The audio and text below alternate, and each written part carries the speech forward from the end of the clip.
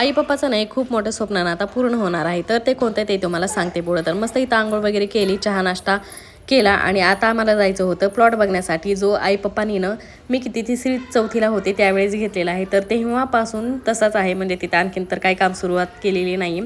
तर ते बघण्यासाठी नेलं होतं. मिस्टर पहिल्यांदाच गेले होते बघण्यासाठी. मी ह्याच्या आधी भरपूर वेळेस गेलेले, त्यावेळेस नाही तर अजिबातसुद्धा काहीच घरं वगैरे नव्हती. आता भरपूर सारी घरं झालीत. आधी पूर्ण तिथं शेती होती.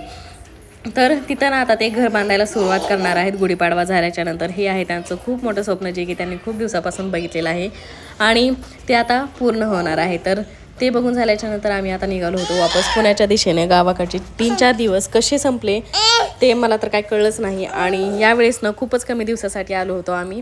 आणि मग जाण्याची इच्छा तर काय नव्हती, पण जावं तर लागणारच आहे ना. तर इथं निघालो आणि मग जाताना 10:30-11 वाजताना आम्हाला लागली होती भूक. तर त्याच्यामुळे म्हणलं की चला काय तर खाऊयात. मग आम्ही इथं घेतली होती भेळ. आणि घरी गेल्याच्या नंतर भरपूर सारे कामं आहेत. गाडीतला जो एवढा सगळा पसारा आहे ना गावाकडून नेलेला, तो सगळा वर न्यायचा आहे. आणि असे आमचे गावाकडचे सगळे दिवस आता 4-5 दिवस संपलेले आहेत. तुम्हाला गावाकडचे व्हिडिओ कसे वाटले ते मला कमेंटमध्ये नक्की सांगा. जर तुम्हाला माझे व्हिडिओ आवडत असतील तर चॅनलला सबस्क्राईब करायला विसरू नका, व्हिडिओला लाईक करायला विसरू नका. भेटूयात आपण अशाच आता पुण्यातल्या व्हिडिओमध्ये. तोपर्यंत बाय बाय.